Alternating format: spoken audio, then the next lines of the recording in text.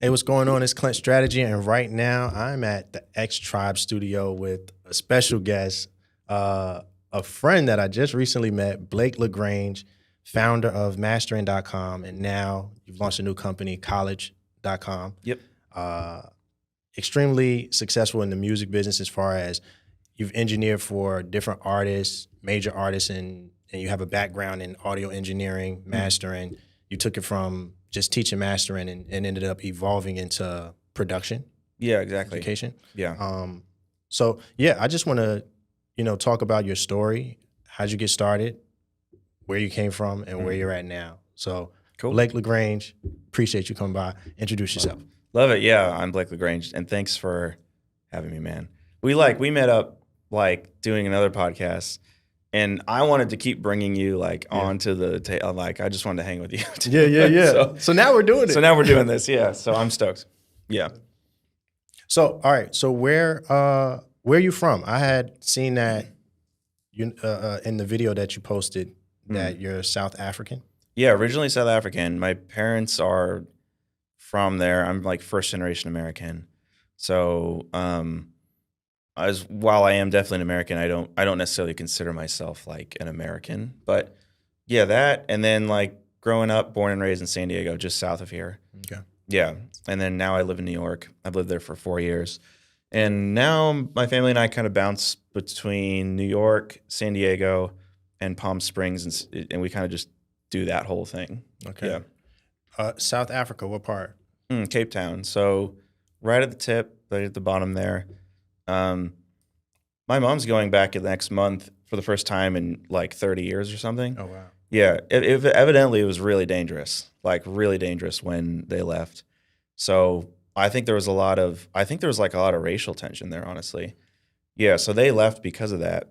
And so it'll be curious to get her take when she goes back. Have you been back? You have any interest in going back? Do you have other family there? Yeah, everybody during the apartheid, 88 through 93-ish, that whole time, they either went to America, New Zealand, or Australia. Mm-hmm. All my family, that is. And my family is the only family to come to America. So they're either there still, or they're in New Zealand, or they're in Australia. Okay. Yeah. So you were raised here, San Diego. San Diego, yep. Raised here. Do you feel like there's an influence? Your family's from South Africa, but ethnicity, what's the nationality though? Yeah, I'm technically African American. Feels weird saying that. That's funny. But I think if you're gonna go underneath the root of that, it's Dutch, French, something like that. Yeah. So yeah. The reason I ask is I wonder what influence does that have you feel on your life now? Oh yeah. Yeah, I don't know. I get on really well with people who aren't Americans. Really? Yeah. Oh, for sure. My previous business partners from the UK, all of our team members were either from Croatia, the UK. I really get on well with this guy in New Zealand. And so I don't know. I never identified myself as an American, even though I'm extremely American looking because of, I don't know, the long hair and stuff. I don't know. But yeah, so it helped because I feel like I might have some sort of an outside perspective. But yeah, deep in my roots, I just connect with Europeans more, it seems like. Okay. Yeah. European vibe, African American.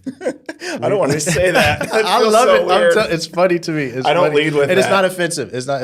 I do not lead with that. It's not a joke. But okay. So what's your upbringing like? How'd you get into music? Is that the beginning? Is music the beginning? You've always been into music, or did you?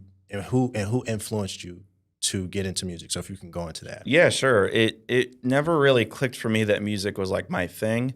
It was more martial arts, honestly.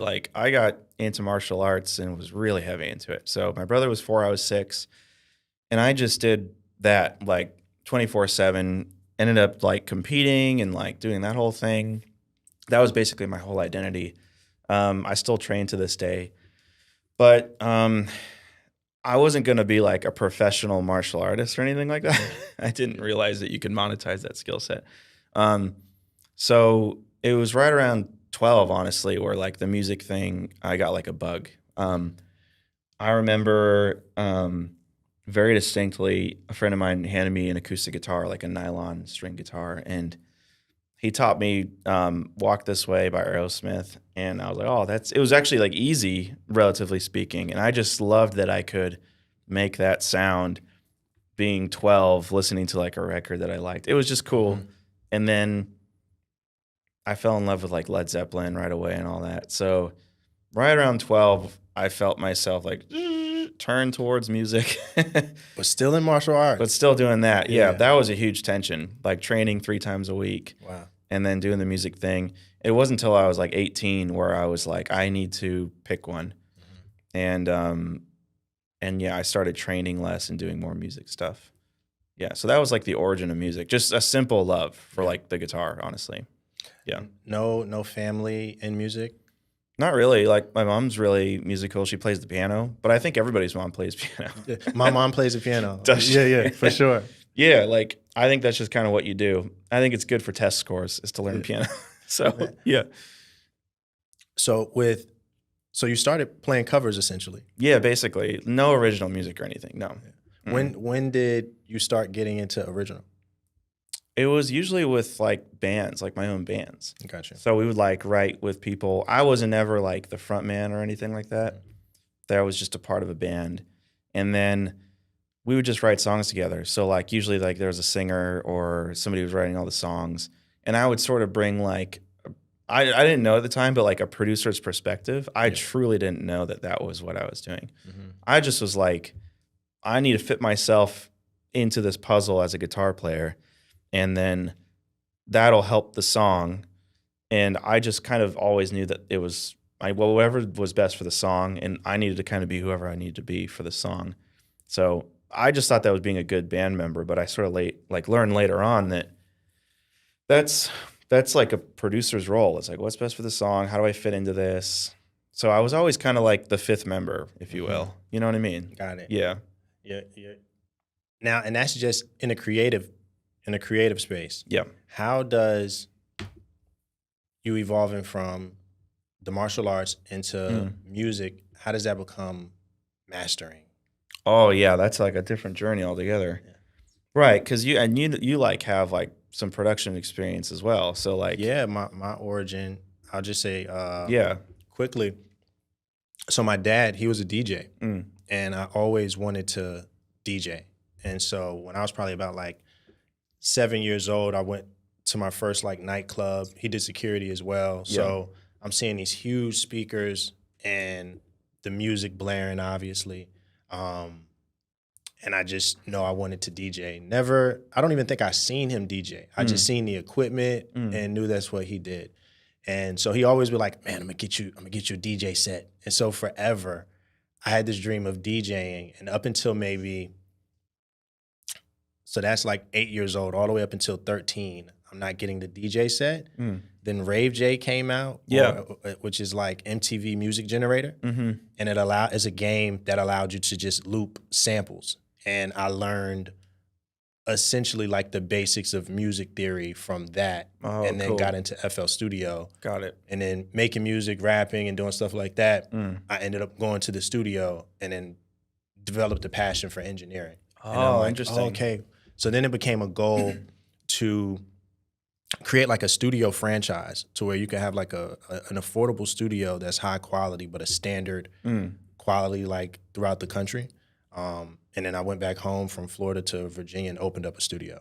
So that was like my origin was like, I wanted to DJ, got into production. Production evolved into making my own music. Oh, that's cool. And then I started engineering other artists. That is cool. Yeah. So how did you get into engineering? Yeah, like kind of similar to you where you kind of go through the back door. Yeah. You never like, I want to be an engineer. It's just, so we had like a band and we wanted to record. It was as simple as that. And I went to a high school it was a public high school, but I was the first graduating class, which means that we were kind of like an experiment for this new high school. And the high school was centered around like arts and recording and music and all that. Turned out to be like the #1 high school in California right now. It's pretty cool. Oh, wow.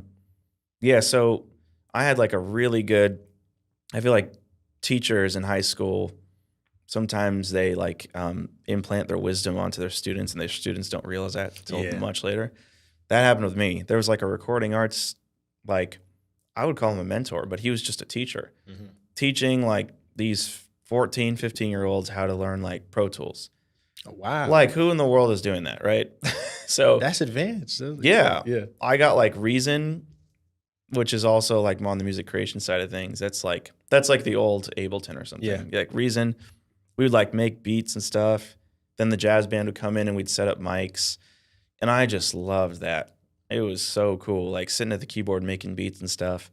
So I just loved it. And so when our band needed to record, it was like, well, Blake, you're doing like all these music classes and recording classes.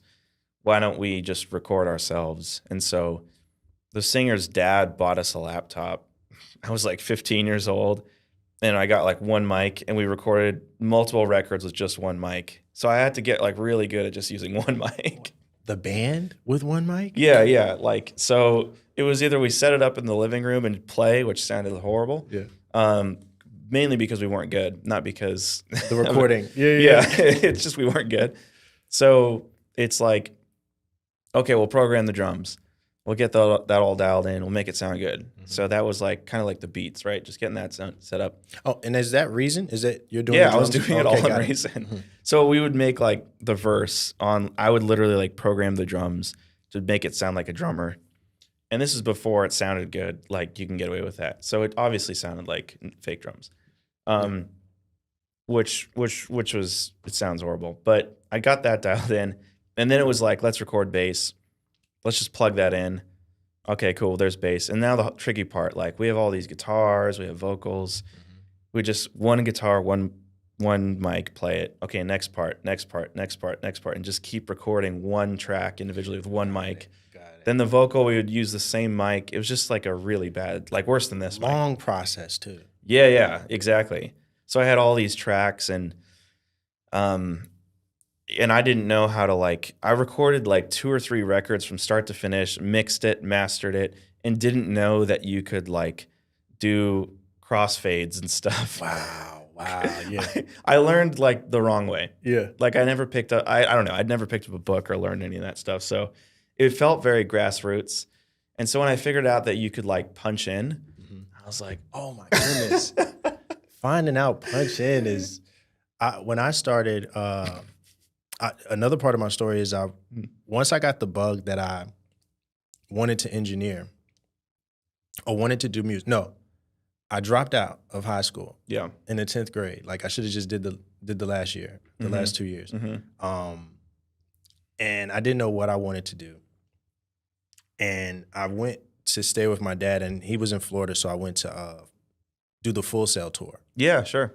When I seen Full Sail, I was like, I would have gotten straight A's if Yes. I knew that this is what I wanted to do. Yes. So like when I think about my kids or just Yep. children in general, I think exposure is so important so that you may not know what you want to do until you actually get to see it. So that like seeing the studio, even to this day, it's like the most homey like environment. Like Right. even this is like just so natural for me to be in like a studio type of environment.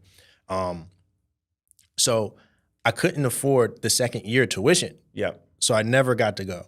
Yep. So I went and bought the Pro Tools book. I went to Best Buy, got a credit card, bought all this equipment, I didn't know anything about it. And speaking about like learning how to punch in, but for 3 months, I didn't know what the record button was. And that's why I bought the book. And so To find that out. yeah, to learn Pro Tools. Yeah. But essentially I couldn't even start the recording. I knew Yeah. nothing about the recording. And it's before process. YouTube like took over and all that. Yeah. Dude, our stories are so similar. Like my first semester at high school, I'm so surprised he said that. I got like a 1 point something GPA. Wow. And like my parents were splitting up. We were like talking about this for a little bit before. Yeah. And I was kind of like angry and like didn't really try. And then I like fell in love with a studio. I saw a studio when I was like 15, 16 or whatever. I loved it. And then I saw that I could graduate high school early if I just did these classes and all this. Wow. So as soon as like you went to the Full Sail thing, as soon as I saw the studio and I knew that's what I wanted to do, I got 4 point whatever. Oh, like Easily, boom! I need to get out of easily. here. Yeah. I got motivated to get out of there. Yeah, and That's so that's big. which is so funny because it's funny you bring up Full Sail with or the company that I like handed the baton off to. Our like whole mission was to put Full Sail out of business. Wow. Wow. Yeah, I think we did give them a run for A the run money. for the money. I think so. Yeah. That's not necessarily just that being big, but I just had the dream of going to Full Sail. Then I ended up working at a studio and became the lead engineer, but I was just this young green guy. I was just excited to be recording. And I was just over the main engineer's shoulder, and he like, man, like engineers like being a barber. Like you learn the essentials, and then you cut your own way. That's so true. Yeah. So don't try to like engineer like me. And that gave me like a lot of confidence. Right. But because I came from the production side of it, I think a lot of artists like to work with me because the recording was more creative. It wasn't just hit record, and then the post production stuff is like, oh, we can do effects, we can, knowing how to use the like reverse reverbs and different creative things that they like. So many different things that ended up being like a industry norm. Like I discovered that I may have not invented it, but I discovered it on my own. And so artists love that. And then I had a guy from at the first studio I worked at. Had a guy that graduated from Full Sail to get his credits. He had to go to the studio. So I'm like, oh, I'm about to learn so much stuff from this guy. And the guy didn't know anything? Is my guess, or did he know a ton? Knew nothing. Yeah, of course. The beginning, to me, the first thing, and you tell me if it's the same for you, but I think for everybody that engineers, setting up the grid is like, he didn't know the grid existed. I was like, what? I was like, yo, I'm so glad I didn't spend that $80,000. I know. And I'm not knocking Full Sail because I don't know. This is like 10 years ago. Yeah. This is 10 years, so they're probably better now. But I was just like, oh, man, I'm so glad that I did grassroots. Like how you were saying, like doing all those tracks that way, I think when you learn how things don't work, it gives you like so much more knowledge than just being told exactly how to do something. Oh, yeah. No. It never got better, by the way, Full Sail. I'm perfectly okay and publicly cool with saying that. I'm like on the subway all the time, and I like see the Full Sail ads. And I was that kid, like if only I can go there or whatever. But like the company that like I built and sold, like truly, like our internal mission was like, how do we get Full Sail out of business? How do we get Berkeley out of business? All this, because we had all these students, potential students that came to us, and they were ready to rock and roll, but they wouldn't like jump in with 2 feet, and we're like, what's going on here? And most of the time it was like, I got to be honest, like I went to Full Sail. And I didn't learn anything. You went to Full Sail? No, I didn't. That's what the they would students say. would say. Got it. Yeah, they would before they would like buy and purchase and move forward with our program. Got it. Wow. They would be like, I went to Full Sail and I didn't learn anything. And I'm still like hating my life and all this. Wow. So I'm a little hesitant. Yeah. So we would be like, oh, dude, we hate that. Like that sucks. So and that was a common thing? Common. Like Full Sail, Berkeley, just people who spent like 60, 70, 80 grand because their parents are saying you need to go get a degree, but they don't know what to get a degree in, but they love music. Yeah. So they're taking advantage of all these kids. I'm so sorry if anybody's listening with Full Sail. It's the truth though. A lesson learned. Like you got to change that. Like, oh, dude, I went to this place called at the time it was just called the Recording Connection. Yeah. In LA, but I think it's called the Recording, Radio, and Film Connection, and that was a mentorship program. So I was like you, where I was like 16, 17, graduated early, and was in the studio, shadowing, kind of like what you're doing with this engineer, shadowing this guy. And it wasn't like he was teaching me anything. I was just observing what he was doing. But I knew that like if I'm just in the studio and like I'm mentored, that'll get me like a million miles ahead of all these Full Sail people. Yeah. Yeah, that was the best thing ever, is to be mentored. And look at like what I was saying earlier before we were off, like when you look back, you can see some of the blessings of you not being in something. So me not going to Full Sail, like it would have wasted so much of my life if I would have took that route. Like I had set up a studio in my apartment, my first apartment I ever had, and I was able to pay my rent with the studio. Oh, cool. And I ended up getting into a building, like a 2,500 square foot building with somebody that I ended up partnering with, and my mindset at the time, and we could shift like into the business stuff, was if I get a building, people are going to want to pay more, Yeah. and I'm gonna get more customers. Absolutely did not happen. So I have the same customer base. I got my rent at the house, Right. and I have the rent at the studio. I can now afford neither of these. That that set me back years. Sure. Like it set me back years. So I'm just saying, like, if I would have went full sale, I could only imagine how much longer it would have taken me to get on the path. Although I can see, like, not necessarily the blessings, but so many lessons I learned in having too much overhead. Right. It made me get more creative as far as like generating revenue. Generating revenue. Like, how do I get more customers? What offers? And that's how I got into video. Interesting. Let me show art.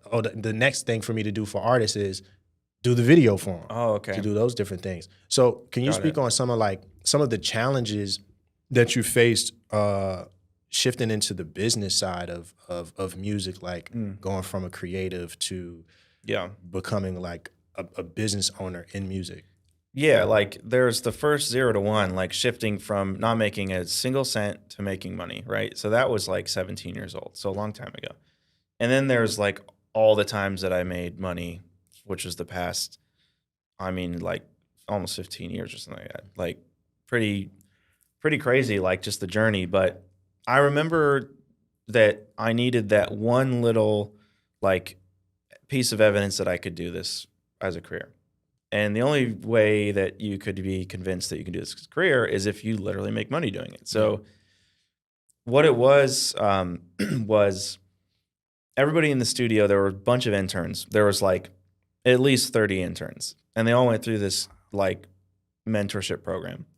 And because I knew tons about recording in Pro Tools before, and I learned everything the wrong way, like recording a whole album with one mic and not knowing Quick Punch and all this stuff.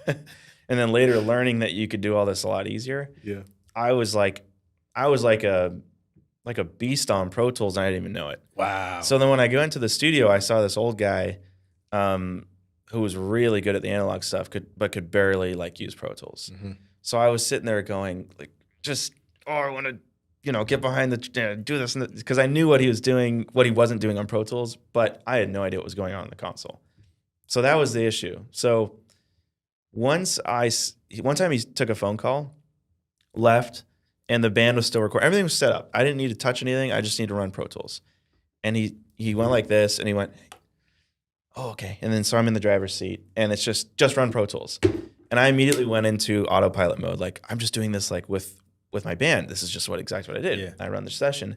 This is your first session time, that's not your band. Nope. Just like in the studio with it was like a heavy metal band.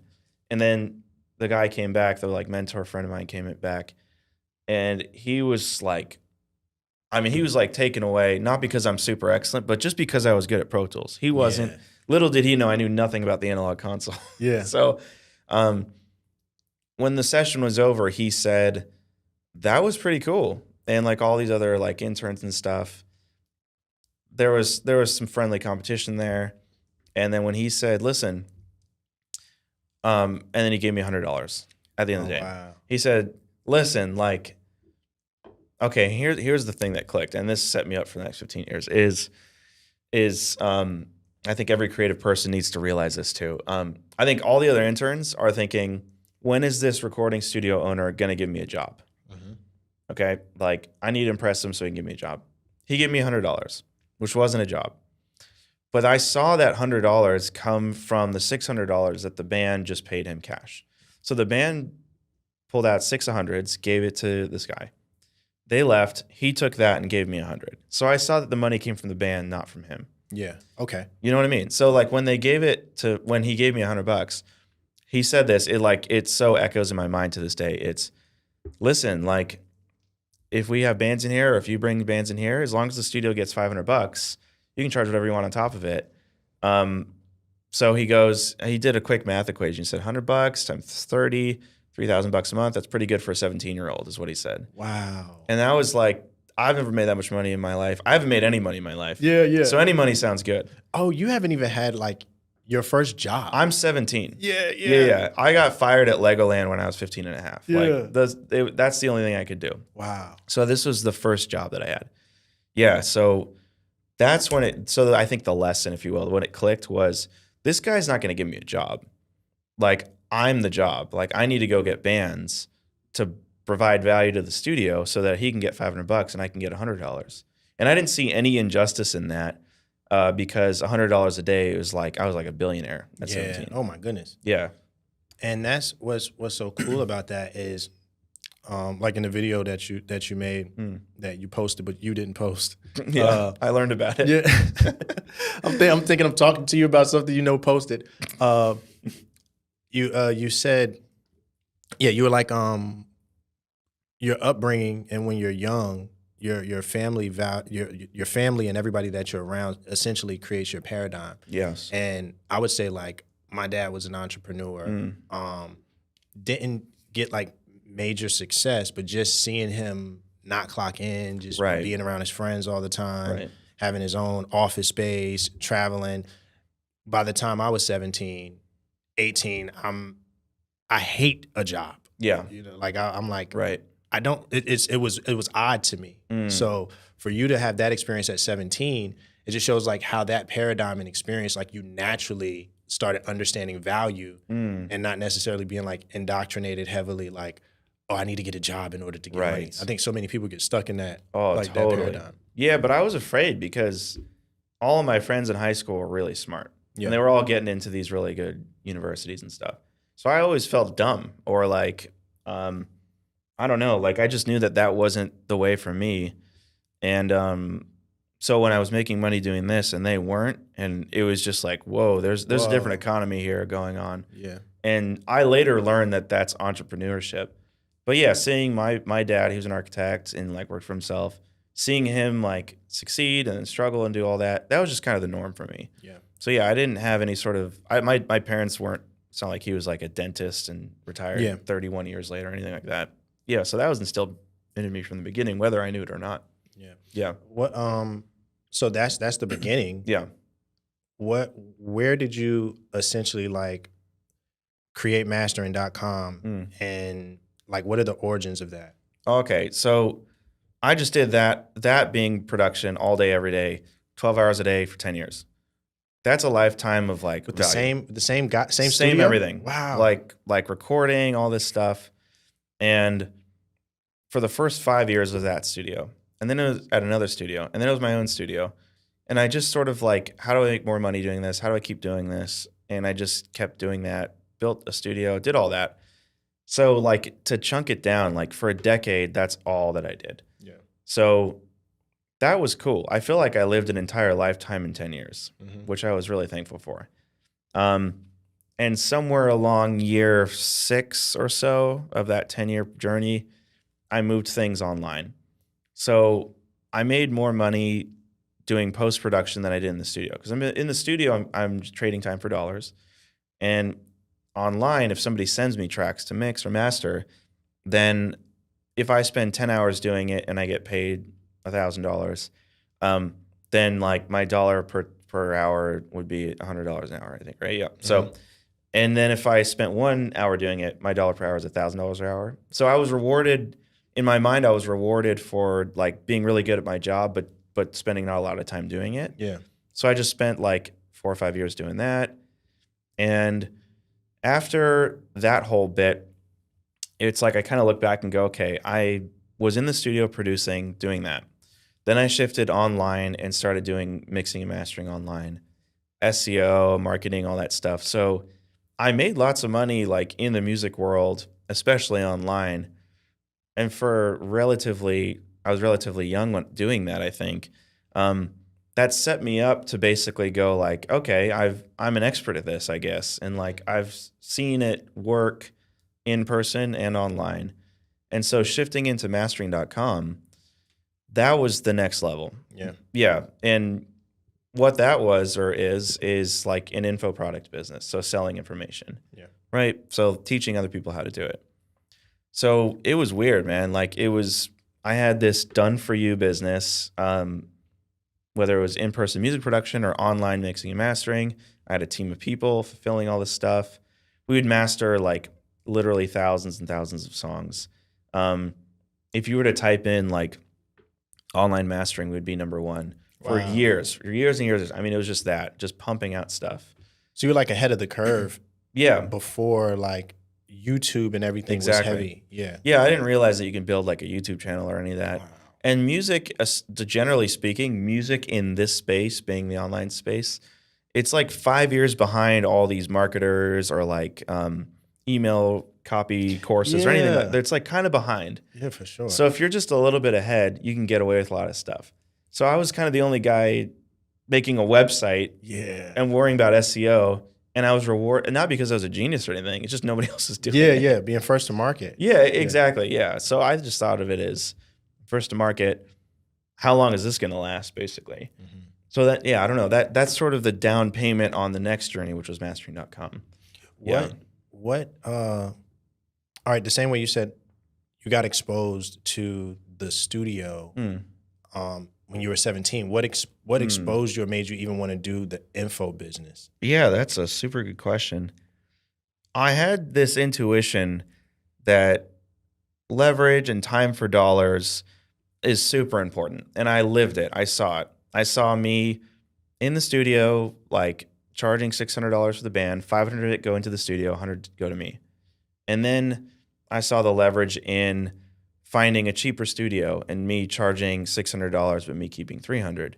Then I saw the leverage in only mixing and mastering at my own studio, so no overhead. Yeah. And charging $500 or $600 for a mix, and I spent a couple hours. So like more time for dollar leverage. And then I found more leverage. It's just a lot of time and leverage. Just if I went online and asked people to send me mixes and mastering and built a team, then I don't even need to be doing the work, and I can get money in this and that. And I just coach my team. And that's kind of like how it impregnated me to think there's this time leverage thing that I keep obsessing about. And like I saw it in so many things. I see it in real estate. I see it in education. I see it in work. And I don't know where that came from. It might be an entrepreneurial bug. But once I discovered that you could package your creative genius into a product, not a service, and sell that product instead of the service, that you'd be providing the same transformation that your client had, except instead of you doing the work, you teach them how to do it, and you can charge more. And the only thing you need to do is sell them, which is usually like an hour phone call or something. Yeah. So I think I saw a few people doing this in totally different spaces. Yeah. Yeah. Music's definitely not Nobody's the doing it in music. space. Like, I think people are like the music space is just getting into ads like last year. You're totally right. You're 100% right. That was always like, I didn't realize I got so lucky with that, because the music people, I think it's because they're artists and they like don't like marketing, and that's kind of evil, you know, all that stuff. Yeah. It's like bad. Business is bad. in Exactly. music. Yeah. It corrupts the art form. And what's so yeah. whack about that is that there's a big complaint on how shady the industry is with business, but Yeah. artists don't want to take the responsibility for the business either. Yeah. Have you seen that? Like, have you seen that as well? I've seen that for sure. But Yeah, that's my experience. Even being in the studio, like I got to a point where what really made me want to get out of it was, all right, so I never got the discovery because I had my own studio. I didn't get to discover, oh, there's a bigger budget for like mastering or anything. Right. And then where I'm at in Virginia, most of the artists would just plateau at, I'm in the studio, Right. I'll put something out, and then that's the cycle. And That's it's like, in their mind is, yo, Clint, when I blow up, you're gonna be my engineer Right, for right, life. right. And I'm like, no, I'm reading personal development books. I'm in prepaid legal. I'm doing all these different things. I'm gonna make this studio business a big thing. So yeah, I just kept seeing artists get stuck. Even when I would do videos, it would be like, all right, you have the video now, but you'll spend more money on the studio and your outfit than you wouldn't spend anything on marketing the video. And so I'm like, oh, there's just no business acumen or not even just the business acumen is what drives the artist is more like the things that uh, I don't want to just say superficial, but like performances. Sure. Like there'll be like somebody, a famous guy that'll come in town and put on a performance and sell them on the opportunity of selling tickets Right. for the performance. Right. And they're just hype enough to make all this money for the headline or for the promoter, but they really just want the opportunity to perform. There's not like a care about, is this profitable? Is this going to lead to another opportunity? Am I going to get signed from this? There's no plan, but it's like, I just like being in the studio. Interesting. Gosh, I found that too, talking to all these clients that we have with mastering.com. The thing that I didn't think would ever resonate with them, but did, was they envisioned themselves of who they could be and what they were doing. They were never thinking about business or how to make money. Every time I kept asking them, like, what do you really want? What do you really want?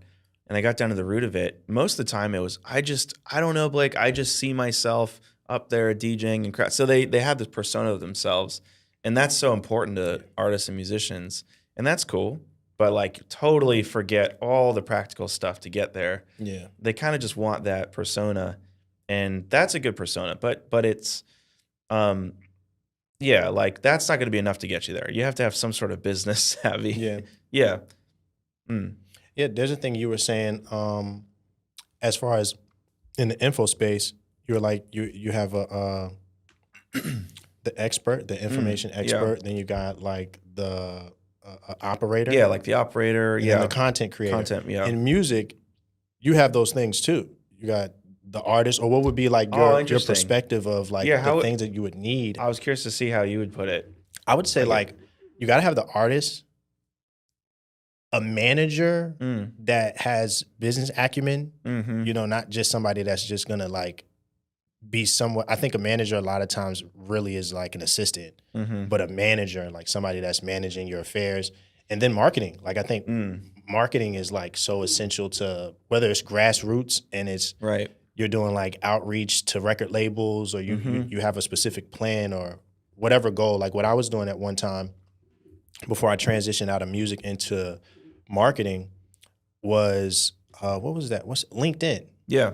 So I would go to LinkedIn and type in a record label, and then all of the staff from the record label would pop up on the right side. Right. I'd find all of their Twitters, and they'd have like 100 followers. And I'm like, oh, I can get in touch with these people way quicker than I can the artists. Exactly. You know, so then I would make relationships with Rihanna's publicist or these type of people. So you have to have somebody that's thinking about that. Like you can't just be thinking about the creative part. So you got to have the artist. Oh yeah. You got to have some type of business manager, and then somebody that's going to actually do like the actual marketing or operations of the thing. That's kind of like how I see it. Oh, I think you're right. Yeah, it's very rare that you'll find somebody that does all those things and they're one individual in the music space. Yeah. Yeah, but that's true. That's how I got to work with all these people. Is I found their managers or their producers or something, and usually those managers, producers were managing other people.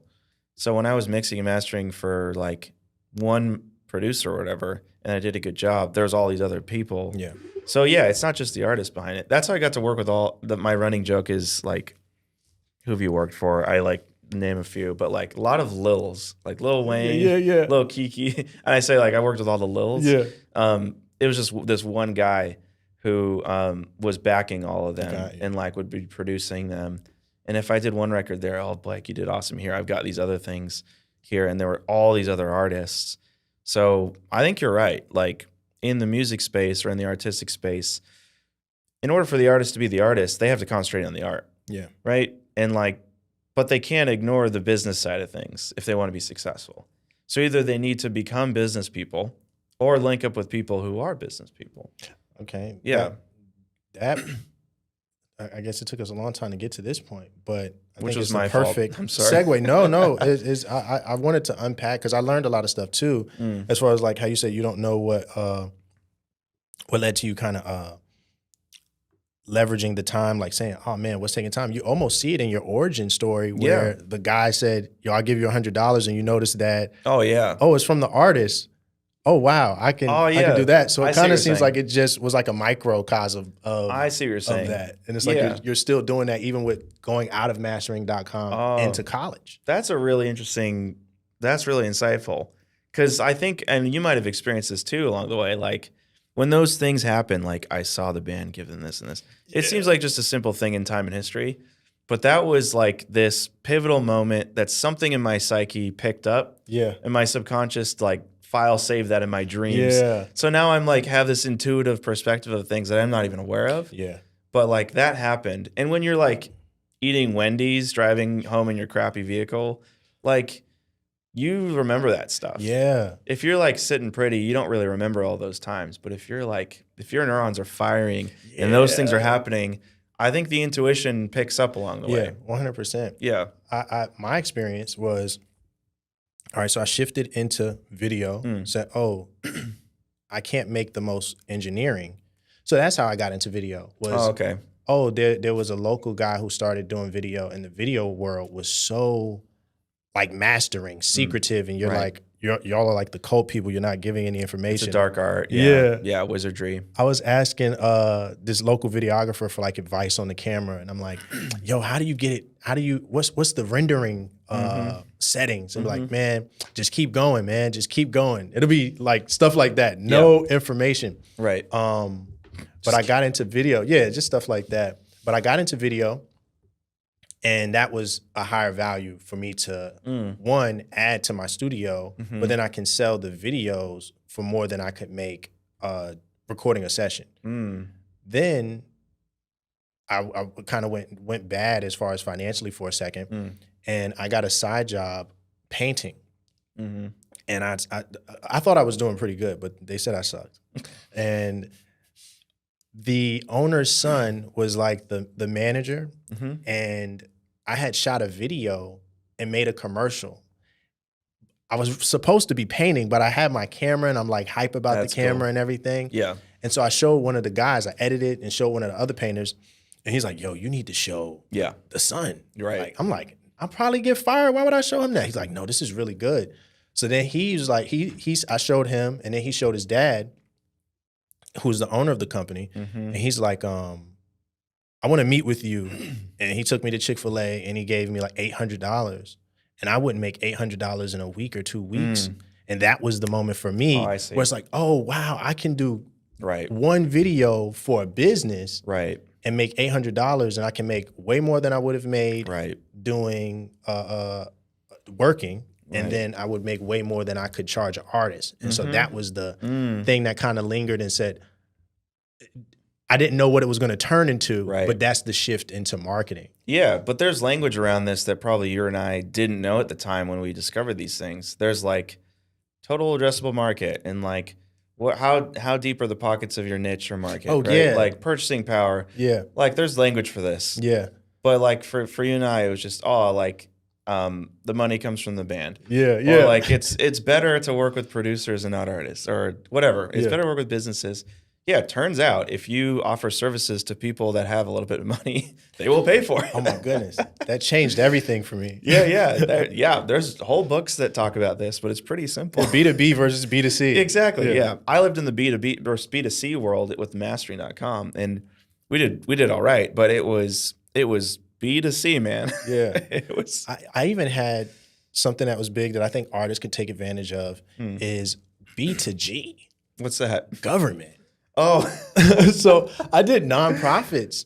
Oh, okay. I've heard of people that was one of the big shifts for me musically too, because working in the studio and working with rap and working with the Lils, you're with what they call the at-risk youth, gangbangers and stuff like that. Right. And so the city had reached out to me and they were like, basically guy was like, hey, the mayor, they have these at-risk youth programs and your name is buzzing around, but you're kind of safe. Like you're dealing with the community and you could be a bridge. We'd like you to put together a program. That's cool. For music. That is cool. That you'd be able to use to teach and kind of keep people occupied in the city. Cool. And he was giving me all these hints, but I was so green. I knew nothing really about business like that. So I didn't take maximum advantage of it, but I had access to any building in the city. Access to grants. I'd be the first person that they would see. Wow. And so my brother was recently saying like, yo, I want to start a studio and do X, Y, Z. I'm like, you could do that same thing and do the education and look at the city as a client and provide those same services, but you'd have one client that would fund all of the artists that you would like to work with. And it just was a completely different perspective. Dude, that's fascinating. Like, now you're putting B to G. That's so funny. You're putting language to something that we were experiencing with mastering, which was like, we were noticing, how is Full Sail getting away with charging $80,000 for a program that we can do better and it actually produces results? Yeah. It's not that like the client or the C is paying for it. The G is paying for it, the government. Oh, wow. Yeah. Because they're getting all this financial aid. Yeah. Got it. So like they're outsourcing the payment to the government and the government's funding it. So the institutions are raking up the prices of these places. And you could say taking advantage of them, but the government's dishing the bill. Yeah. In fact, there's this college client of ours who, with my new business college, this guy was telling me that he like bridges the cannabis world and the real estate world together. The guy's like making so much money in commercial real estate, and he's like teaching people who want to start cannabis businesses legally in California to do this.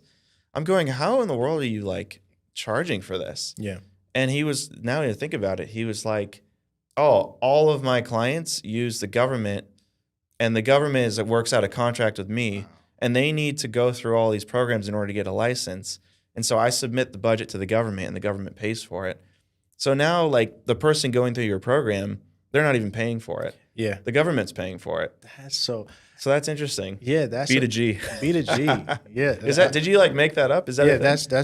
that's made That's up. cool. Another thing that's made up that a lot of people like is all right, so graphic design. So I did a whole bunch of guerrilla marketing, and that's what gave me like all these different marketing skills before I knew that they were skills to leverage. Right. So I'm like, I had a partner that had a radio station at the studio. He did the radio station, I did the studio. Mm-hmm.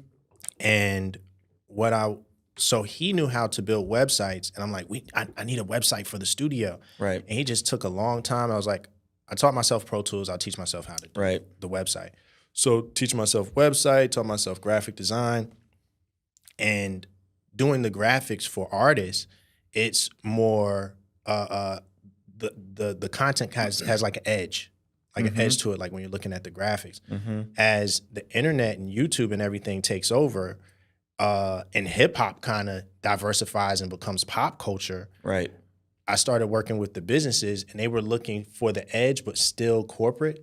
So I felt like my brand was like Curban, corporate urban. Yeah, right. Yeah. So that was essentially like the thing that allowed me to work with the city was, that's smart. he's urban, but he's corporate too. And so I could kind of like bridge the gap. So that B to G and that Curban was like put me in my place.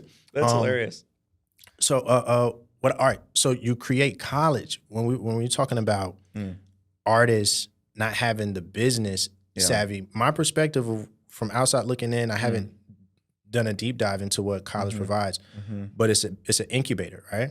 Yeah, there's like two things that we have, which is it's an incubator for people who are actually good at what they do. So we call them like subject matter experts. Yeah. So in this info space, it's like people fall, by info, I mean info products, selling courses, masterminds, consulting that are leveraged and grouped, right? So packaging that, selling a product, not a service. In this space, people fall in love with the model. So wait, you mean I can just like create a course and get on the phone and sell it and scale and blah, blah, blah, blah.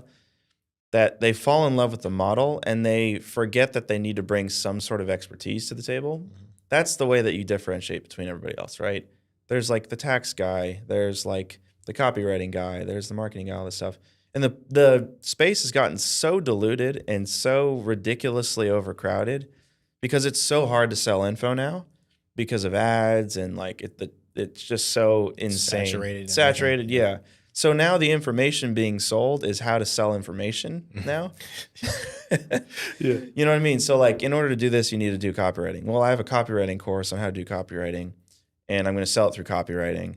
Yeah. And, so it's all that. So this whole space it's lost the pure, I sound like such a purist, but it's lost the pure, like, here's somebody who's really good at something, and they just want to teach people. Now it's just info. The joke is marketing, marketers to marketers. Like somebody in our college group bought marketing, marketers to marketers. Wow. And redirected it to college.com. Wow. So it's like an inside joke. Yeah. So anyways, that whole space is just there. And so at colleges with the incubator side of things, people are like really good at what they do. They're actual masters of their craft. They kind of did what I did in music, where you spent your 10,000 hours in something and you maybe have no idea what info products are, Yeah. right? Or you've dabbled in it, or you've had some success, whatever.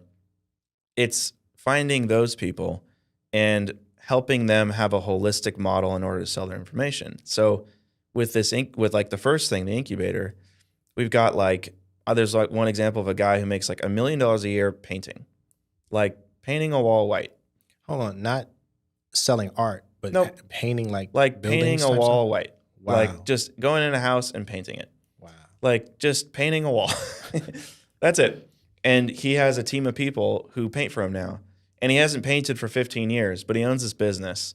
And he's probably like he told me, like it's somewhere between $500,000 and $1 million a year doing that. And he's doing nothing. Wow. And he's just rolling in that. And he's like trading Bitcoin, and he's bored, and he's really good at what he does too, but he has this business and he's curious about info. So he's like the perfect guy. He comes on board, and like I show him sort of like the different models to sell his information, right? So high ticket, course, mastermind. There's different ways to get traffic too. Is it VSL? Is it, YouTube audience, whatever? There's like holistic models now that these people can like do. Yeah. And we just help those people sell information online. So now that guy making $1 million a year now starts making like $1 million a year selling info, and then starts making like a couple $1 million a year selling info. And then he's like, do I just stop painting altogether and do this? Yeah. Because that was kind of my journey. So that's like the incubator side of things. And then there's, I don't know if we want to stop with the there. Incubator, so with the incubator side, do you provide the ads, or you're more so just you're teaching them and consulting them on how to do it on their own? Right. Okay. So I did it all. I did like we do everything, or we show you and all this. And for 18 months, there was this like big team. We do everything. We were kind of like an agency for our own people. It was kind of complicated and scary and weird. Like a done for you? Exactly. Yeah. But like the way that we got away with that was, it wasn't like we brought these people on board and then we did all the work for them. It was, we brought them on board, we extracted their information, added it to our education, and we paid them a percentage, and they didn't need to do anything. And we did all the work for ourselves. That's how it was. So it was super like, it was crazy. We had all this education, and the idea was we would sell this company, so it's important for us to own the education, and we can't be sticky with them. They need to be contractors. And that was just not authentic to who I was. Like a masterclass type of model? Exactly. It was high ticket masterclass. Yeah. So like somebody would come on board. I think that's how masterclass does it. Somebody comes on board, they help them teach stuff, they go off and live their life, and then they pay them a royalty. They own all the information. Exact same, except we would do way different models, high ticket, not subscription. Yep. So we did that and like learned a lot, completely got rid of that. Took it down. It wasn't true to who I was, my authentic self or whatever. Now it's the exact same thing, except they own everything. It's their business. And it's done for you in that we provide everything to help them do it. So the first is just information. Like, how do you actually do this? So coaching, we consult them. There's content, there's SOPs, there's all that stuff. But then there comes a point, and you've probably seen this in this space too, where they're like, I can't do all this by myself. And it's usually at the 100K mark, 100K a month mark, or something like that. And you can do $1 million a year just by yourself selling info if you're good at what you do. That's where we basically train operators, people that we can put in their business, and we tell them like, here's how you compensate them. And like, you don't need to train them, just they'll come on board and we'll train them. Mm-hmm. So here's all our ad stuff, and here's how to find people. So it's really like a one-stop shop, but instead of us owning all the content or doing it for them, we're just like empowering them with information and people. Mm-hmm. Yeah. And instead of the trained people, and we're not selling anything to train these people up. That's like a B2C offer. Yeah. We're just helping these people, finding people perfect for them, and then pairing them up and having them go. So it's kind of a more is more approach. And it's just selling information, coaching, and then selling people. That's not how I mean. You know what I mean, though? Yeah, like staffing, people. Like you're kind of staffing. Recruiting, yeah. And you're helping them build the business. Yeah, and they get to own it. And like, We used to do like a partnership model where we take a certain percentage, all that stuff. Don't do that anymore. So it's like pretty inexpensive for them to get them off the ground and running. So that's the incubator side of things. And then there's the people already in info. And those are the people doing 100K a month who, generally speaking, all that they hear in the market is scale, scale, scale, scale. How do you grow? How do you scale? And what ends up happening, because I have such a heart for the subject matter or the subject matter expert, I find that once you get to that level, people are more interested in the entrepreneurship and the business, and they forget about the art form. Yeah. So the 100K a month people, they're worried about operations, networking, scaling, all that stuff. But they're not spending any time getting better at their craft or finding people under them to train them to get better at the craft or anything like that, right? So all that the messaging is scale, scale, scale. Is it masterminds? Is it ads? Is it courses? Is all that stuff? And I'm kind of disenfranchised with all that, to be honest with you. I think that the journey that I went through, thank God I went through it. I went through a lot of pain, like wearing all those hats. And I was able to get to the point where I sold my info business and for profit.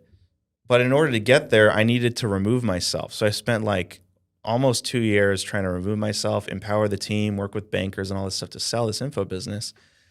Got to that place. It was so painful going through that now I feel for those people who are at 100K a month and they don't know what to do.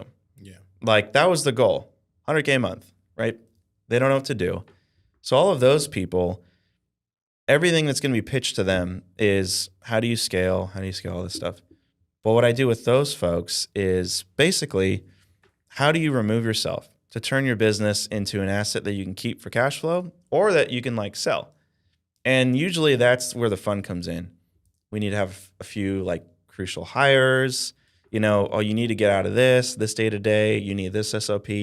So it's more that, but I don't let anybody in unless they're actually good at what they do. Yeah, that makes sense. One big thing that I think is unique about your model that I think is a bottleneck for a lot of influencers is you didn't take the influencer approach and get really big as an influencer in order to get customers, get clients, and kind of base your business model off of your brand versus the service that you're providing.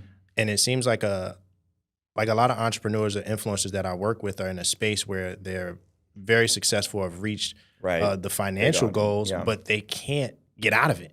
Right. So two things, how do you build an info business that's not predicated upon your likeness? Right. And then, position it to be sold. Right. Okay. That's such a good question. So a follow-up question to that first or a clarifying question. Do you mean the influencers that have lots of reach, have a big audience and nothing to sell? Or do you mean people that have built info products off of their influence and who they are? Well, I'm stating that the influencers I know have built they already have an info they business. already have. But if someone was to start, like me, let's say I'm not super huge and I wanted to start an info business. Right. Ideally, I would go the organic route and say, I have to brand myself. I have to build my brand to build trust and make my likeness make people trust enough to spend the money. But like with mastering.com, it's not BlakeLagrange.com. No. I started it from the beginning being like, this isn't going to be the Blake show. Yeah. Okay. Yeah. No, I did not want to do that. I don't know where that intuition came from, but I just figured mastering.com is bigger than BlakeLagrange.com. Yeah. That's it. So I wanted to build something bigger than myself. But everybody says you got to do everything first, build your audience, build your influence. That wasn't the case with me. I had 7 subscribers on YouTube when I sold the business for multi-7 figures. Wow. So like there's no reason to think that you got to do that. So how do you get customers? You build your influence and audience around the brand, not yourself. Got it. So I'm doing it a little bit differently now where I'm trying to connect with people just on a personal level, like through YouTube and stuff like that, around myself, but it's still under the college brand name. So I don't know anything else other than to build something under a different brand name. So when it comes to the people who are building their info business around themselves, your question is good. Like, how do you get out of it? right? And everybody I talk to who's doing 100K a month, I talked to somebody yesterday that does like 36 million a year or something like that in info. Pretty crazy. Yeah. But he's the guy. He's on camera, he's doing everything, and he's like, how do I get out of this? I never did 36 million a year selling mastering courses. Yeah. But I certainly know how to get out of that business. Yeah, I got you. Yeah, so like this is really technical. I don't know if you want to Yeah, I definitely do. I spent tens of thousands of dollars, maybe even more, in like years, maybe like almost 2 years, and all this time trying to find out this answer right here. Oh, Okay? wow. So, here it is. This for is free. the jewel. This is the jewel. Yeah. It's not that crazy. It's if you have an info business and you've centered it around yourself, the first thing you got to do is remove key person risk. In other words, if you die today or die tomorrow, will the business keep running, right? So a lot of folks in this space say, oh yeah, I don't really work that much on it. Maybe 4 hours a week, whatever. Not good enough. Like everything needs to be scraped. Like you can't be in anything. So if you can, but it'll be sold for much less. Yeah. Yeah. People who have sold their info businesses, there's only been a few in this space at a really high level. They still had somewhat of an attachment to it, and they will all say that they could have sold it for more if they did that one thing, removed key person risk. So you see guys like Dave Ramsey doing this. It's not Dave Ramsey's show. It's like Ramsey Solutions. So it's like, okay, this guy's getting out of his business. I wonder what's going to happen, right? I see Valuetainment doing that. Yeah. Patrick. Yeah. Lots of people are doing this. Yeah. And it's because they realize they can sell their business. Yeah. Yeah, so that's the first thing, remove key person risk. So for me, it was I need to get out of the ads.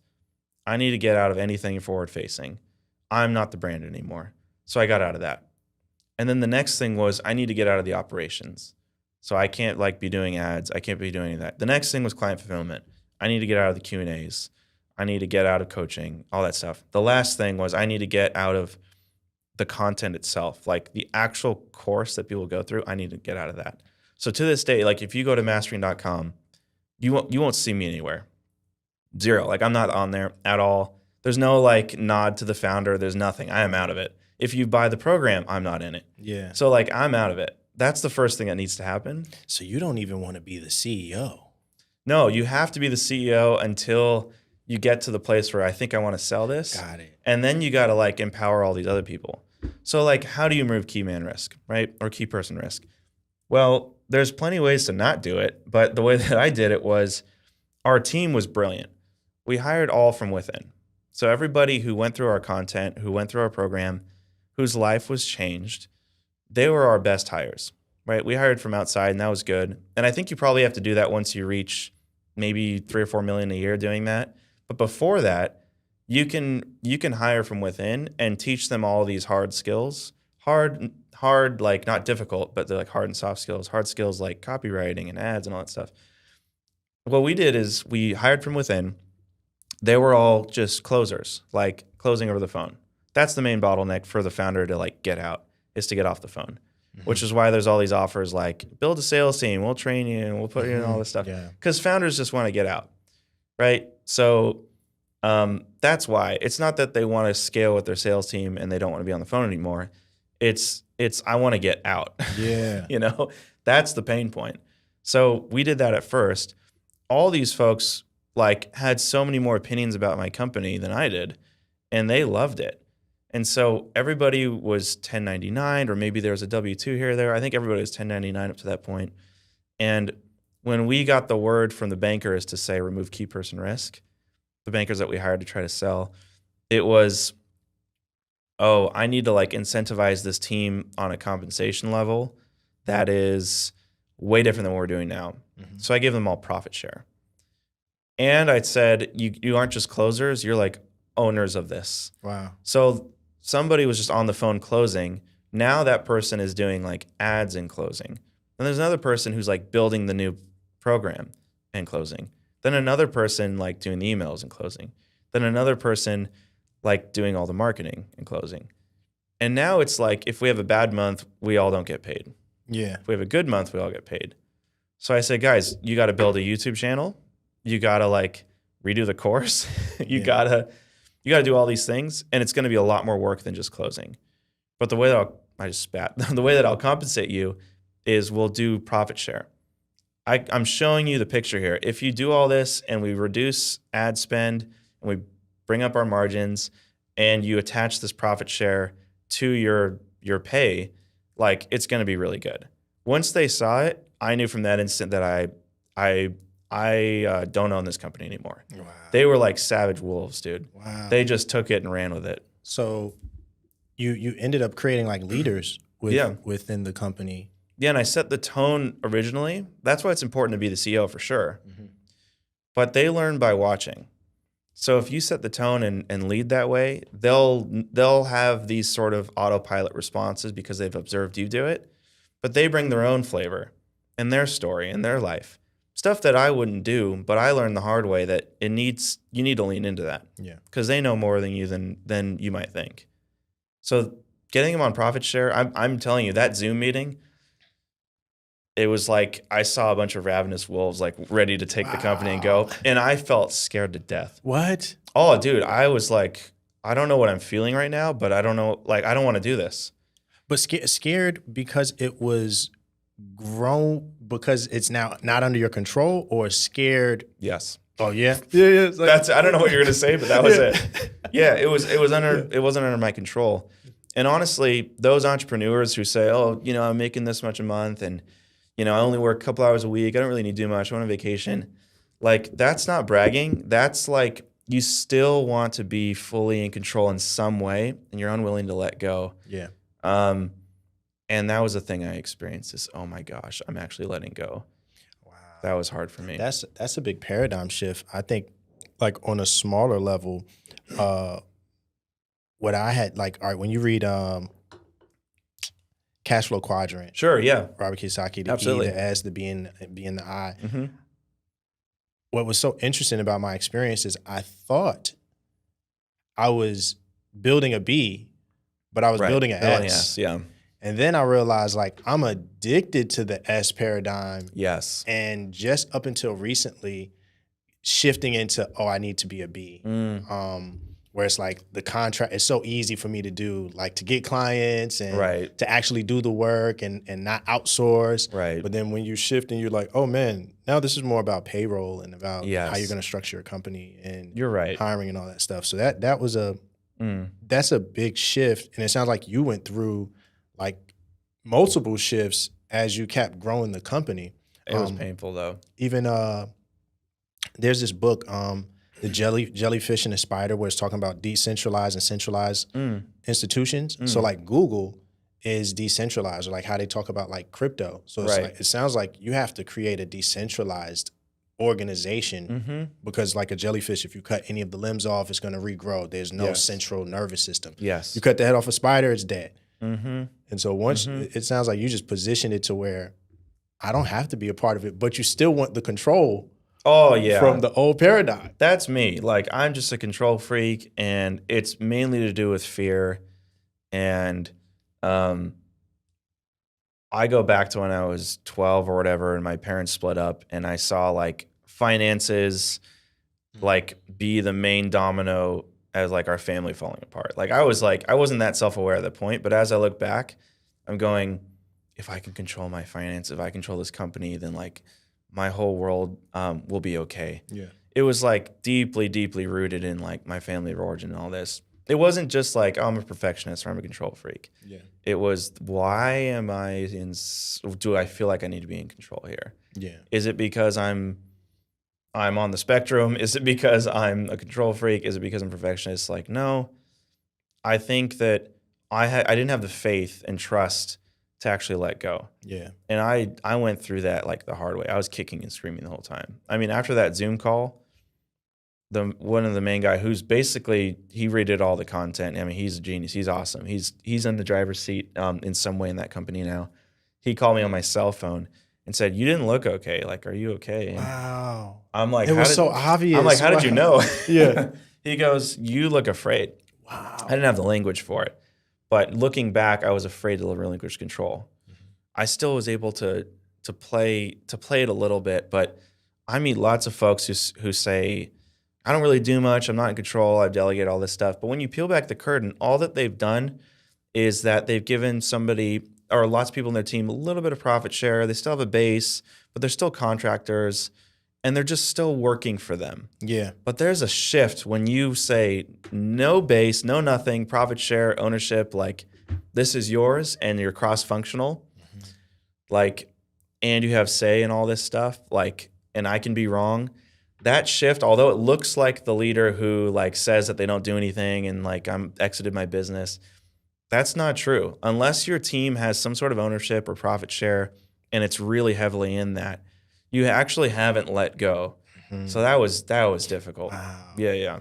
And what's interesting is there's not like a money point that makes you get there. There's big companies, people are making 100 million, Right. who are still stuck and won't relinquish control. It's not like Yes. it's $1 million problem or $3 million problem. That's a good point. A lot of people I see, I'm like, man, that same thing. Yeah. Not the fear of the unknown on what would happen if I don't make the decision. Right. Or if I'm not in micromanaging, but pseudo micromanaging where I'm Right. giving you this illusion of freedom because you're a contractor. Right. But I still have to control it. It's an illusion of freedom. It's so good. It's interesting that you know that and you pick up on that because that takes some deep intuition and experience to really observe that.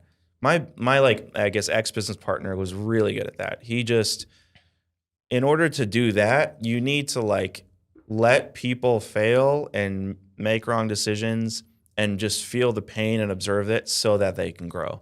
He did that. He was so good at that. He helped me going through that. I was really bad at that. What I would do is I'd say, I know you're making the wrong decision. I know you're going to fail and it's fine. And when I like try to prove me wrong and then we'll talk about this later. Yeah. And then they did the wrong thing and I say, see, I told you so. It's like, that's just being a jerk, you know? Yeah. And my ex-business partner, he was really good at like, you can't do that. Yeah. You got to let them make decisions wrong and empower them and be okay with the pain, you know? But yeah, from that Zoom call, it was the game's over. So that was the first thing.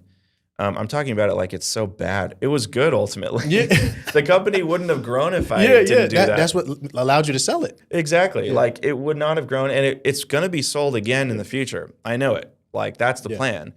And I still have a piece in it. And you know, like in order for that to happen, I needed to leave. Yeah. You know, because an organization like that'll buy that company, they want something that's a machine that's not centered around some egotistical founder. Yeah. And I was the egotistical founder. Yeah. And I need to get out.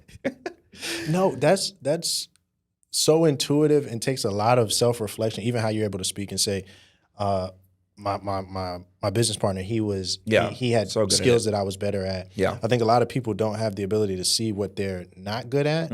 And maybe, do you think having a partner allowed you to see that? Was that beneficial? 100%. Like I think instead of business partners, people at that level, they tend to join lots of masterminds and sort of like find other people that are feeling what they're feeling. But I think the ultimate relinquishing of control is to pair up with somebody and say, you're my business partner or something like that. And they don't have to be a business partner forever. Like just for this journey, like from here to here, we'll be business partners. Yeah. And then like go do it yourself or buy them out or go do that next thing. But having a business partner for me was the biggest way to growth for sure. And it was more than just like, oh, he's good at operations and I'm good at strategy. It was more than that. Absolutely more than that. It was, we had two separate companies that were great. Yeah. And 1 + 1 = 3 if we join. And in order for that to happen, it can't just be the numbers look good. Yeah. It has to be, I trust you and I'm willing to relinquish control. That for me, I felt like I got an MBA just from doing that. Wow. Yeah, I didn't go to school or anything, but I felt like I did. Yeah. Yeah. Wow. To me, it sounds like it shows like how much business is like family. It totally is. Like you have to be able to relinquish control, because I feel like with my kids, there's like, I can see my son, he's getting older, getting more independent. I have my words have a little less control, like, yo, just say this, and then he's like, no, he's thinking for himself. 11 or 12? You said 11, he's 11. 11, yeah. And so, but you think about like when they're 18. Right. And I think about myself when I was 18, when I was 21, and it's like, your parents have to get to a point where they're willing to relinquish the control and allow you to make mistakes, but still be there to guide you. Or you have the opposite, where it's You're trying to control your children, who they marry, Oh, where they're yeah. going to live, and all these what education they're going to have. Oh, yeah. And when you see that in business, it just seems to correlate. And I think most companies, like when I got into marketing, one of the big things that helped me was I wanted to get out of music because I was too passionate about it, and I felt like I wasn't practical. And What do you mean? One thing my mom said was like, you got to fund your dream. And so in music, I wasn't getting anywhere financially, but I was still doing it. Yeah. And so I was doing it for such a long time. So the practicality of business, like knowing I'm in a bad niche, I didn't know there's no way that somebody who doesn't have any disposable income can pay me 100, 200, 300, whatever I'm feeling like I'm worth per hour. Yeah. And so I was just stuck. But I went and created an HVAC marketing company, something I had no passion for, I had no knowledge about, and it allowed me to study marketing from the ground up in business. And the books I started reading, the first book I read was, it was something about building an HVAC business with the exit strategy, an 8-figure exit strategy. Oh, interesting. So from the beginning, the outset is the idea is to sell it. Sell it, yeah. I've never heard of that up until that. And I think most business owners that I've run into don't have the intention of selling their business. No. It's just like they're just going to keep running up money, keep creating money. But how you're speaking is like, this isn't a forever relationship. This partnership could be for just the totality of this business. It can go into other businesses. But I think because people don't have that end game in mind, right, that they hold on to it so much. Yes, that's so insightful, man. I didn't know you could sell these businesses either. It wasn't until I called a good friend, now a good friend of mine. He's called Sonny Bird. Incredible entrepreneur. I was asking him, how do I do this and this? And he said, well, you could sell it. And I just kind of laughed at him, like, you can't sell one of these businesses. He says, sure you can. Just, and he showed me all these businesses that are sold. That was the stone in my shoe.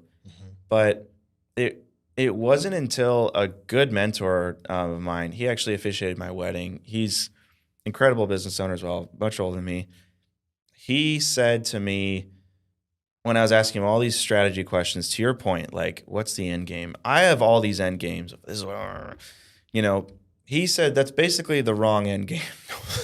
Like, what do you mean? These are all really well thought out. He said, no, there's a different end game here. There's 3 end games. There's a business that you build that's lifestyle, which everybody kind of knows what that is the end game is your lifestyle. The business allows you to do the 4-hour work week. The business allows you to go surf, go do whatever, right? And then there's the cash flow business where we're only optimizing for cash flow. And it has, doesn't matter if you're surfing or not, you have to generate cash flow. That's the main KPI, key performance indicator. And then there's the asset, the thing that you sell.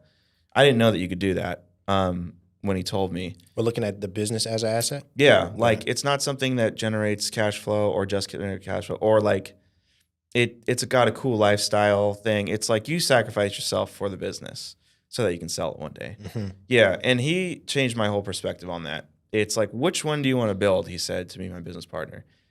And I'm like, I didn't think about it like that. He said, well, you better get clear on that, because if you guys partner up and you build this, and like one of you is like complaining because you can't spend time with your family and all this, and the other one is complaining because ultimately you want to sell this for some high value and et cetera, then it comes down to your small strategic decisions with the business. Think about it. If you want your business to be an asset business and not a cash flow business, right? One thing that I learned is like you need to have some sort of annual recurring revenue. And profit's important, for sure, but you need to maximize that annual recurring revenue with different acquisition strategies and with different products, not one product, one funnel, like everybody says. Yeah. So that means you can have a 5 or 6 or 8, 9, $10 million business making not a lot of profit, but if you have proprietary information in there and it's lots of revenue, not a lot of profit, those things can be tweaked to sell. Yeah. But you have to make decisions from the beginning. Like, do we do 1 product, 3 product, 4 products? Is it 12 pay? Is it subscription? Is it 1 pay? All that stuff. Nobody thinks about it like that because they don't think you can sell it. The cash flow business is, we're never going to sell this. right? Let's be freaking clear on that. Yeah. Let's generate some cash flow. This is mine. Yeah, take the cash flow from the business. Don't reinvest it back because you're building this ginormous asset you're going to sell. You're not going to sell it. You can't sell it. Take it and pour it into some real estate or something. Yeah. You change some lives, make some cash flow, whatever. Then lifestyle is, we're not going to go above a certain dollar amount. I just kind of want to surf, all that stuff. I kind of been there, did that with the like online mastering business before we did this, but I'm definitely rambling. But it was those three paradigms that allowed me to go like, okay, it's what you said. What is the end game? What is it that I want to do with these things? And then you reverse engineer from there. Yeah. No, that's huge. Because you just don't when you first start, I don't know if it's different when you go to school, if you know that there is an end game, but along the way, when you start off, you dropped out, or you start off as like I don't know, what's the book, Michael Gerber, the E-Myth, Entrepreneur Myth. Right. Yeah. You're a technician. Right. And then you go into starting a business as a technician, but so you don't have a business mind. You're not a visionary. You're not a CEO. You're just the person that knows how to cook the pies. You don't know how to run the restaurant. So you don't know the end game. You don't even know. You're not even. No. The end game is not in the paradigm of the technician. You're just a journey. You're on a journey. Yeah, you're just sort of journey. But you can become very successful or financially successful on that journey as a technician. And then there's a lot of problems that you don't know the solution to. Right. Because you're wearing the wrong hat. Yeah, what do you say more about that? I think I know where you're going with this. Yeah. So what I would say is like, as far as you being able to get to that point and discover, it seems like throughout your journey you've been discovering things a little bit more ahead of the time, even how to sell an info business. I didn't even think that was a thing. I didn't even think about that. Yeah. And I know most of the entrepreneurs I'm thinking that I've dealt with, or just that online, aren't thinking that way either. No. I see it's more, how can I like create the cash flow business and say, oh, sales funnels are hot right now. Right. I'm selling sales funnels. Right. Oh, courses are hot. Let me shift from sales funnel to courses, versus thinking, oh, this could be a suite that I build up under one business and eventually sell the entire thing. Yeah. But you got to know what you want. Oh, and so tell me what you think. This will shift like gears outside of the business, but like more on like even you could say a spiritual level or personal development level. How do you keep like, where would you say your spirit is at right now versus like on the onset of starting mastery.com? Do you feel like you went through a real journey, not just financially, but like with who you are as a person? Dude, absolutely, man. Yeah, I like a lot of people in California. This is kind of a joke, I think, is they say they're not religious, they're spiritual, or they're spiritual, not religious. I'm religious, not spiritual. Yeah. So everything I do is through this like spiritual, religious lens or whatever. So it's something deep to my core. And dude, honestly, it was absolutely, I wouldn't say rock bottom, but it was. I never planned for after this before I sold, basically. I sort of looked at myself when I was 15, 16, 17. Like you said, signed up for the journey, didn't have the end goal. And as also, like you said, I sort of discovered all these things along the way. It's not like I saw the end goal and then clearly knew it. Now I can and I can help other people kind of think differently before they start that journey. But I didn't plan out to this. Like I thought that I would just be like in music somehow, making some money, buying a house, and then like dying at a ripe old age and like, passing down a house to my son or something, right? Like that's all that I really thought I would do. But like that would actually be pretty cool. That's like, pretty sick. Yeah.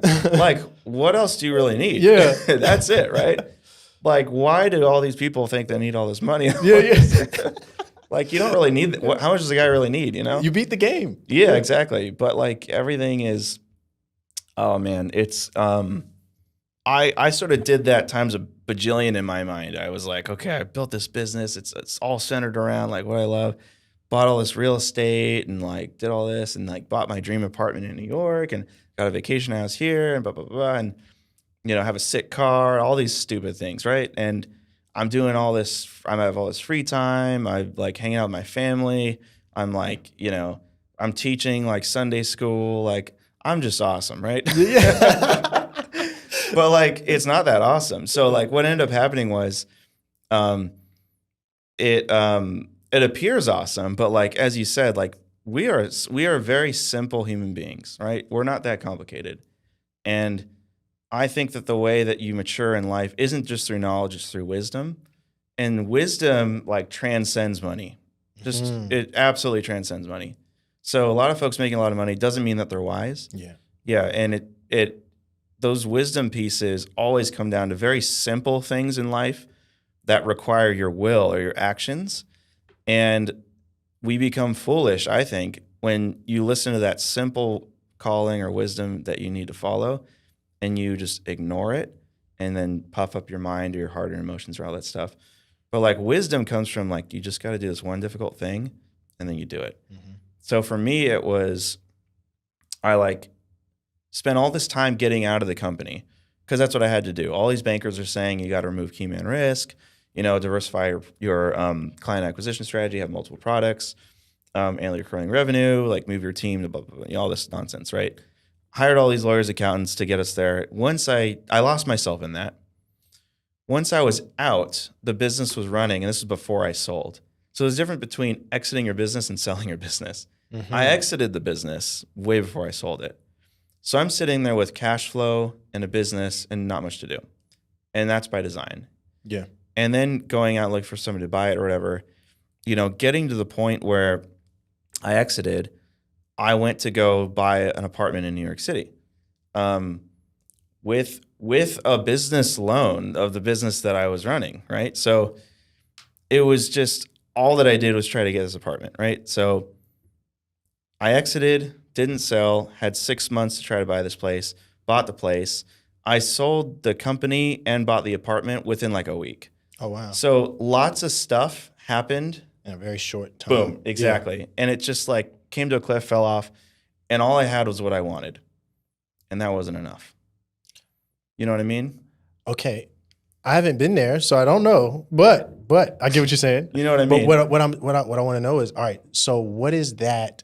How would you identify what that is? Like what I would say most people are like throughout their whole life, it would be a dream to do what you said before, like what you said you did a billion times over. Yeah. So you're just always chasing that.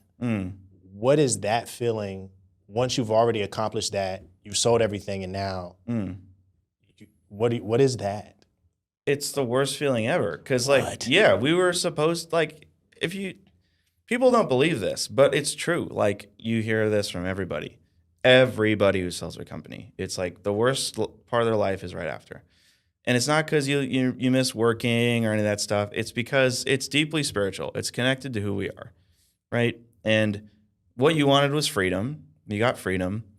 Turns out freedom is only good if you have freedom to pour into others. Mm-hmm. It's really bad if you have freedom to pour into yourself. That's basically hell, as far as I'm concerned. Like the deepest, coldest, hottest part of hell, if you keep going, gets really cold and it's just you. Yeah. So, like, I think people experience that a little bit, and I experienced that. It reminds me of the idea of when people retire. Right. Like, it's just like, when you retire, you age quicker. Yes. And some people just die. Yeah, and if you, like, to your point, like, you wouldn't think it's a lonely place because you have all these things, but when you're just left to yourself, all you really have is your vices. Like, exactly. Your vices is like, oh, I'm gonna eat as much food as I want to. Right. That's gonna get not just boring, but it's like the only thing you can do is give to others. Yes. It damages your soul. Yeah. Yeah, and it gets so tainted, and I think that's why lots of folks say, "Oh, I'm just gonna live with my family and all that." But that's great. But even then, like, you can go at business again, like what I'm trying to do now, and not think about myself. Like, how do I just actually serve other people? Yeah. Right? There's some people who've gone from nihilism to existentialism and stoicism and all this that have sort of been able to massage their soul in a way where they can, like, help people and also help themselves. And it's this nuanced sort of like way of doing business. You kind of become whoever you need to be. I by no means can empty myself like that. Like, the simple way that I see it is like just serve others. Yeah. Just love other people, will the good of the other for the other, no other reason. And like, it's not that I don't want to do business again. It's just I am not going to do business the way that I did it before. Yeah. Right? Where I thought I was serving others, but really I was chasing after serving myself. Oh, man. You know what I mean? Yeah. So I'm just trying to do that bigger and better again, but like actually serving other people. I think that's really the real paradigm that most people are in. They're serving people as a means to serve themselves. Yeah, right. It's not really my intention is to serve. And I've even found myself jumping from having a whole bunch of skills and saying, okay, I actually hate editing videos, but this person needs video. Yes. I'll shoot the video for them. I know how to wear the hat, but there's nothing in it for me, you know? And so I had to get to a point where even with serving myself, it had to be to serve others. It had to be, is this really right for me? Right. Is there an alignment with what I'm doing, or am I just doing this to get paid and to spend money? So if I don't feel that, interesting, I won't even entertain it. Like, especially like when you said like when I first got to 6 figures, right? It was like, oh, I'm hitting this number.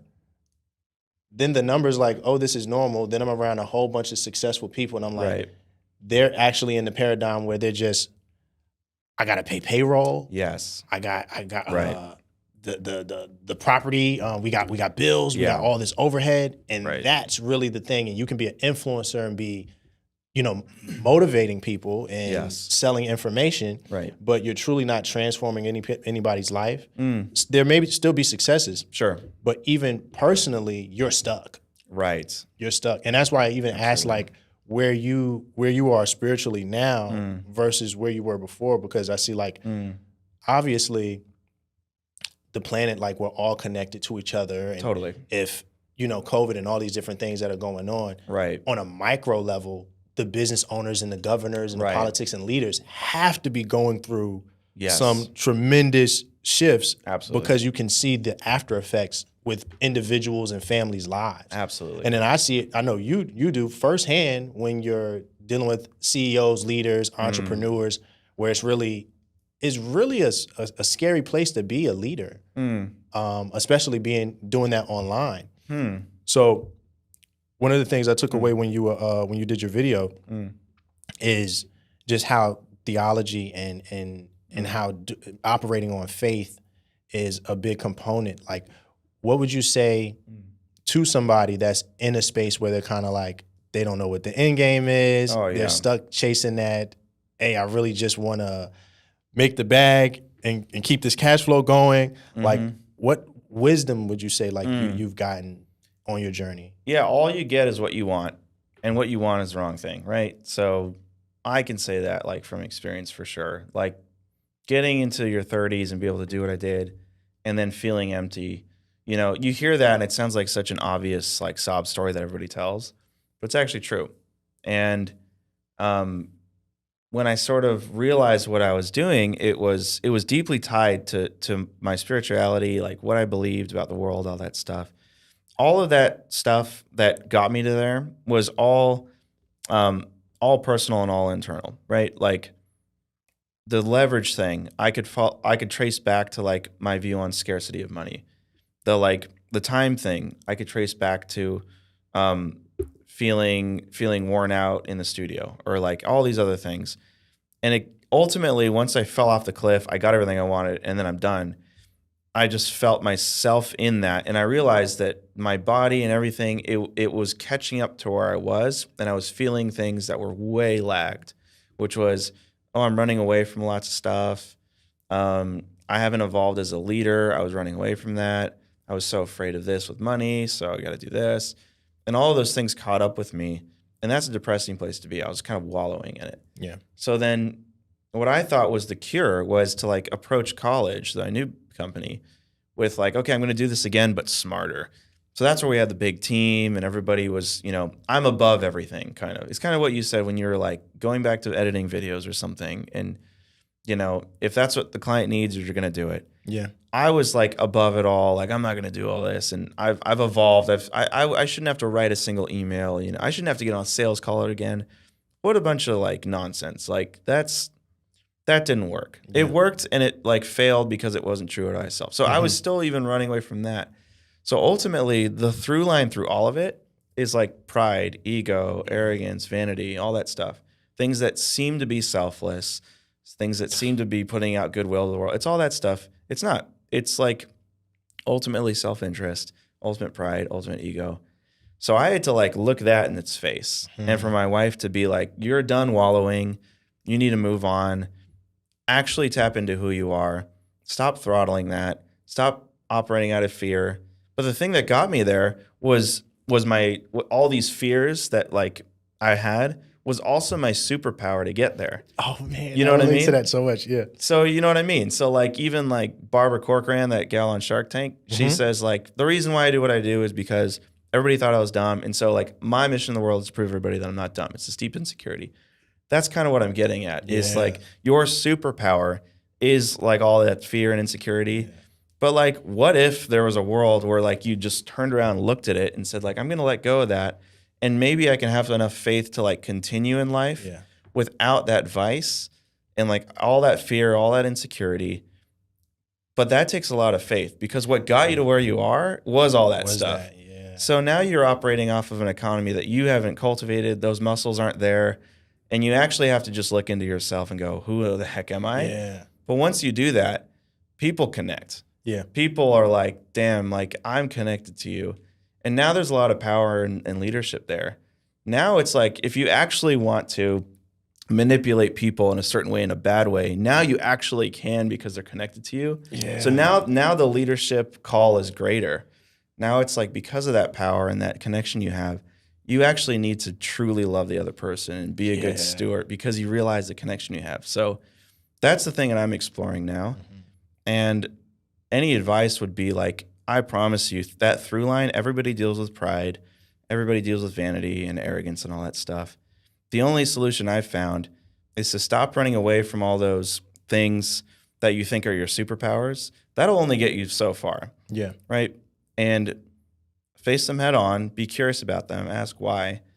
And then ultimately, at least for me, I have to look outside of myself. Like what's higher than me? What's transcendent above me that like totally is otherworldly even. And then the last thing is like the only way I can see my way forward in a way that's more holistic is to truly love other people. And the definition that I've found that's been really helpful is loving is willing the good of the other for the other. Like there's no weird enlightened self-interest in there. There's no like any other motives. It's just truly willing the good of the other for the sake of the other. And now I can step into a leadership position and grow an even bigger company with more cash flow and all this stuff. But now I'm actually loving people through it. You know what I mean? So that's kind of like the spiritual, religious kind of element that I'm kind of wrestling with right now. Yeah. What's interesting about that is like recently I told you like different stuff that I'm going through. Right. And what I found in reflecting, which I didn't have the ability to do like 5 years ago, 10 years ago, especially like when you're in the thick of things or when you're quote unquote succeeding on your path or whatnot. Right. It was like, I'm winning, so things have to be right. Like I'm probably right internally if things are now working. Right. But when you go through traumas, I think as an adult, it'll put you in a place where you can reflect. And so you got like different levels of consciousness. And I went from, as I said, like I could realize I was bitter from certain experiences, hindsight, but I was able to use bitterness and anger to get me to where as a fuel. Like I can convert it into a product. Right. I can convert it into a business or something like that. And then with something major happening that would bring me down to grief or something like that. And I'm like, I'm so unfamiliar with this energy. I'd rather be angry. Oh, wow. And so I would like I could almost like listen to certain music or something that would put me in that type of space. Right. But then I'm like, to your point, I'm like, I've used this so long. Yeah. Like I've been so attached to like childhood, different things that goes on like that. Right. And like the faith comes into, if I were able to get this far using that, how far would I be able to get with love? Right. And then that goes to where you got to do your self-work. Yes. Where it's like, oh, how can you do the will for the will of others if you really don't even care about yourself like that? And so I Yes. think that self-work, like I see that so much. I'll see people, I work with industry people and, like, man, they've dealt with so many different traumas, but they're able to be a personality. Right. They're able to sell that and people are glorifying them. And you almost get addicted to that component of like, oh man, I have fans or I have people who are looking up to me, giving me energy. So I'll stick to this. Right. Although I can hide in that. You can almost hide in public while privately you're dealing with these different traumas. And I think over the past few years, you've heard like mental health be a big thing. Lil Wayne has spoke about it. Yes. He's like, yo, you think it's super cool that I'm performing, Right. but when I go home and I'm looking in the mirror, it's the scariest thing to where like people are suicidal because of these not being able to deal with their inside and the voice inside that's criticizing them. Right. So it's like, definitely, like I think what you said is just so powerful. And I wanted to, and you don't know how the conversation is going to go, but I'm like, it's way more than the bag and just getting rich, And so I think people need to know, like, yeah, definitely find your financial end game, but pay attention to where you're at spiritually and mentally, and know that those things are integrated. Yeah, 100%. I mean, what you're saying is so insightful, and I actually don't think you feel these things until you're like 30 or something. Like, it's Yeah. I never thought about this stuff in my 20s. Yeah. Like, I don't know. Maybe there's like younger people watching, listening. Like, I don't know what they're talking about, but it'll catch up with you. Yeah. Oh my goodness. Yeah. It's beautiful though. But no, man, I appreciate you coming. Of course. Just me and you clicked just from the first time. Oh yeah, we totally. We linked up. Yeah. So it's just cool, even how this linked up, like the happenstance of it, So and cool. just synchronized perfectly. How do people get in contact with you? How do they follow you? And then I guess you could even say what type of people should connect with college as well. Oh yeah, interesting.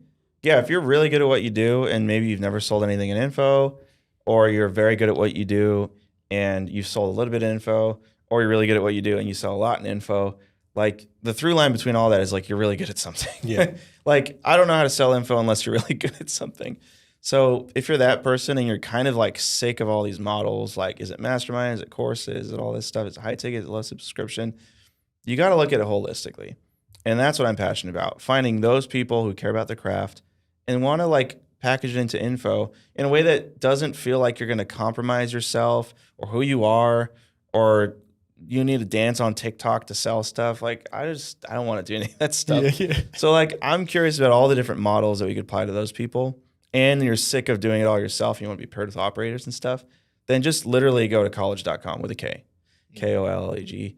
And it's just one, like, I just have like a free community that people can hang out with. And I do calls for free. Like, I'm just on there and like, we're hanging out. There's people making $3 million a month in there.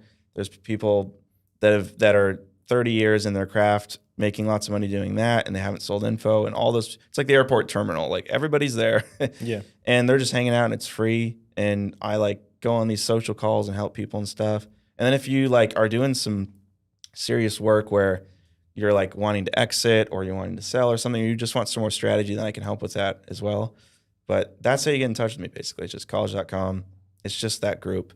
I take that group very seriously. I'm always in there. I'm always on those calls. And I love people and I love getting to know people. So literally, like, there's no veneer between me and like that. Yeah. Just go to that group, show up to a call, and I'll like talk to you. It's like that simple. Awesome. Yeah. All right, man. Cool. Blake LaGrange.